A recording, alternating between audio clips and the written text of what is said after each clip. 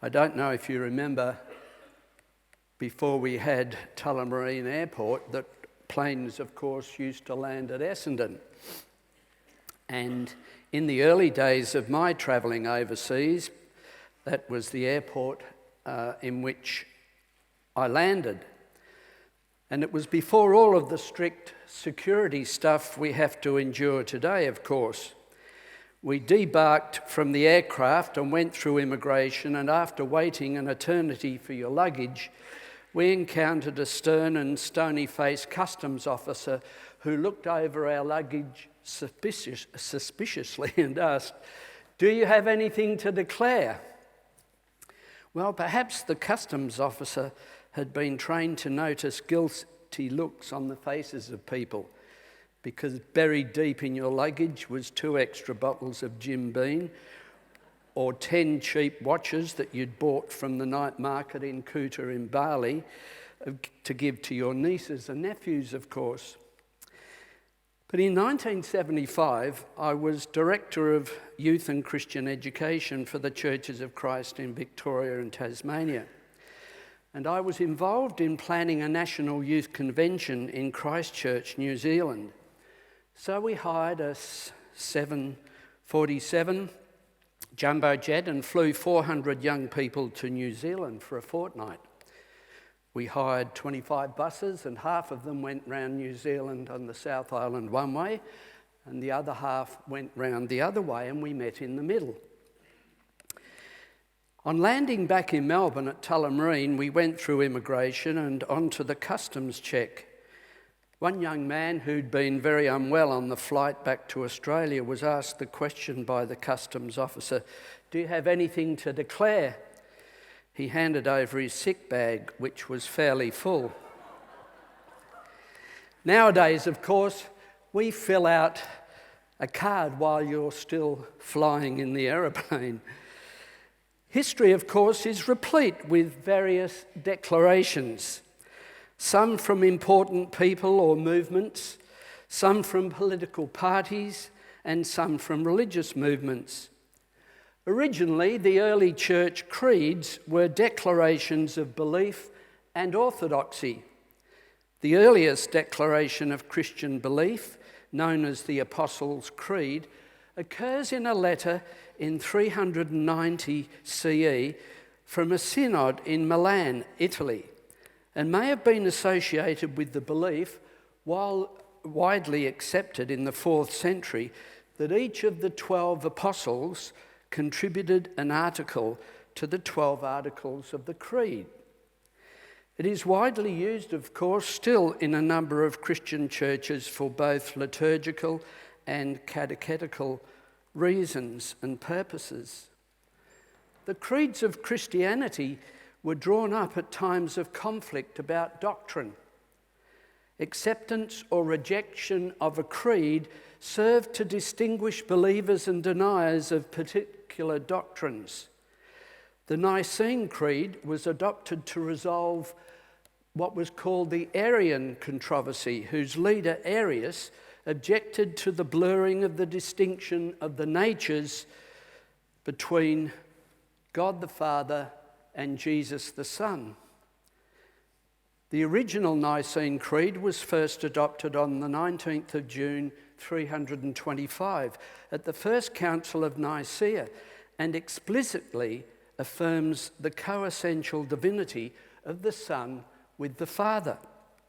This declaration of faith, known as the Nicene Creed, was further modified in the Second Ecumenical Council, which was held in Constantinople in 381. A famous declaration, of course, of faith, which many of you may be aware of, occurs in 1520, when Martin Luther was brought before the Roman Church and condemned by a papal bull by Pope Leo X. Luther, of course, never intended to tear the medieval church apart. However, his declaration that sinners are justified or made righteous in God's sight solely by faith, that is, sola fides in the Latin, in the death and resurrection of Jesus Christ, had a huge impact that we still feel today, 500 years later. Brought before the Holy Roman Emperor Charles V at the Diet of Worms in 1521, Luther stood firm against the power of both the Roman Church and the Holy Roman Empire, because he stated that he cannot and will not recant anything. And so Charles V condemned him as a heretic. Between 1910 and 1915, another set of declarations contained in 90 essays were published by the Testimony Publishing Company of Chicago. According to the foreword, the publication was designed to be a declaration of the fundamentals of the Christian faith. Its contents reflected a concern with certain theological innovations related to liberal Christianity, biblical higher criticism, and is widely considered to be the foundation document or declaration of modern Christian fundamentalism. As you would be aware, Christian fundamentalism holds to the belief of the inerrancy of the Bible, that is, there are no mistakes in the Bible, and the substitutionary death of Jesus for the sins of the whole world. And then in 1934, there was a theological declaration which was adopted by Christians in Germany who opposed the Deutsche Christian movement.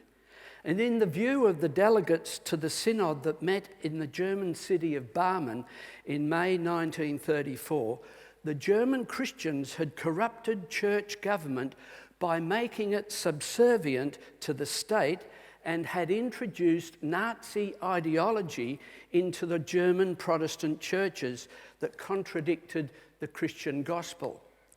The declaration was mainly written by the Reformed theologian Karl Barth, and the document subsequently became the chief confessional document of the Confessing Church, of which Dietrich Bonhoeffer and Martin Niemöller became leaders.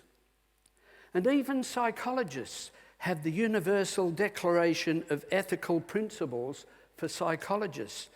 And this declaration speaks to the common moral framework that guides and inspires psychologists worldwide towards the highest ethical ideals in their professional and scientific work. The document recognises that adherence to ethical principles in the context of their work contributes to a stable society that enhances the quality of life for all human beings. When I conduct a wedding service, the couple are asked to make a declaration of intent. It goes something like this. Therefore, of all the men and women you know, you have chosen each other as partners in your life's journey. Are you ready to be married? And you hope they say yes. They have something, of course, to declare their love for each other, and nothing, absolutely nothing, will deter them at that point. And of course, one of the most famous declarations is the United Nations Universal Declaration of Human Rights, which was adopted by the United Nations General Assembly at its third session on the 10th of December 1948 in Paris, France.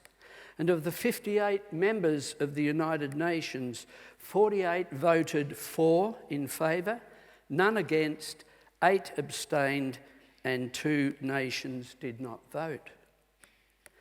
Working in a school as a school chaplain for 35 years, often students would rock up to me and say, "Hey, Rev, what do you believe? Or what do you stand for?" If you were asked that question, what would be your response, I wonder?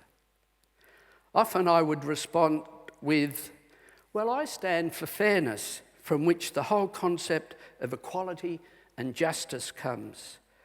I stand for honesty and integrity, which create the foundation of trust, and without which no relationship of lasting consequence can exist. I stand for human dignity and treatment of each other with care and respect. I stand for the concept of service, the idea of making a contribution to the welfare of others and making self-interest of less importance. I stand for excellence and personal achievement, of doing our best and maximising our potential. And I stand for the principle of personal growth and developing our gifts and talents. That's my declaration, which I printed out and put it on the chapel door at Wesley, so they wouldn't ask me that question anymore. And what about St. Michael's? What would St. Michael's as a city church declare, do you think? A quick glance through the history of St. Michael's demonstrates that over the years, St. Michael's, or the Independent Church as it was known for most of its history, explored many different models of ministry and mission.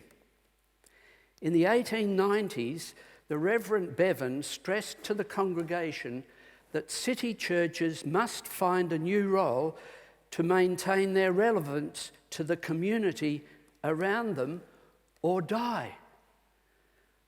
And last week, John reminded us of that in our after-church meeting. In May 1915, the Reverend Alfred Sykes accepted a call to Collins Street Church. And in one of his first sermons, he spoke on the text from Acts chapter 9, verse 6, which reads, "Arise and go into the city." The theme encapsulated his major concerns with the city as a metaphor of all that was challenging for church members in the new century. And under the ministry of Reverend Penry Evans, Melbourne was experiencing its first year of economic depression. And in the winter of 1928, the church's mission distributed over 30,000 meals to the unemployed and to their families, in addition to large quantities of firewood, clothing, and accommodation vouchers. And in 1946, on the recommendation of the Reverend Irvin Benson, the Reverend Gordon Powell was appointed for 1 year because the congregation thought he was too young, which later became many years. And he established the first Victorian branch of Alcoholics Anonymous, which met in the church hall. And it was during Reverend Powell's pastorate that an assistant minister was appointed, the Reverend Lyle Dixon. And the idea was that both of these ministers would be of equal standing, not one above the other, but of equal standing, so that they could express their ministry together. And of course, during the long ministry of Dr. McNabb of over 40 years, he brought a particular emphasis on psychology and religion, which was unique to his skills and his interests. And a few Sundays ago, we celebrated one of Dr. McNabb's visions in the 20th anniversary of the opening of Mingaree. He also had a number of assistant ministers over the years who resourced the church's ministry and programs. So what am I trying to say to you as a congregation this morning? It is that the ministry of the church will always change according to whoever its minister is, the culture of the congregation, and the societal context in which the congregation finds itself. In answer to the question, does St. Michael's have anything to declare? A good place to start would be to read the declaration of the 10-point charter, which is on your website. I don't have time this morning to unpack those 10 points, but I do commend them to you. Many of them have been fleshed out in some of the programs of St. Michael's over the years, but I mentioned just two. This is what this one says.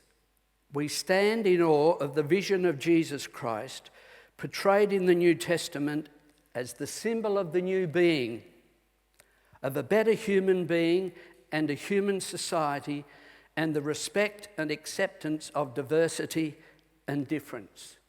So the question would be, how do we, as a congregation of St. Michael's, put some flesh onto that statement? How do we accept diversity?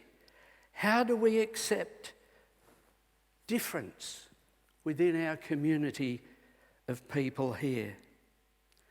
And then point 6, we stand in awe that human beings and human communities are transformed as they realise they are fully accepted by God and are expanded, enriched by the spirit of hope, of beauty, of compassion and love, of strength and joy, reflecting the gift of life of the good spirit in the world. Again, in what ways is St. Michael's involved in transforming the communities who live in the CBD around here? If St. Michael's took each of these 10 points of the Charter and put some meat on the bones of each of those statements, then I believe, as your supply minister for a little while longer, that St. Michael's would really have something to declare. Our blessing.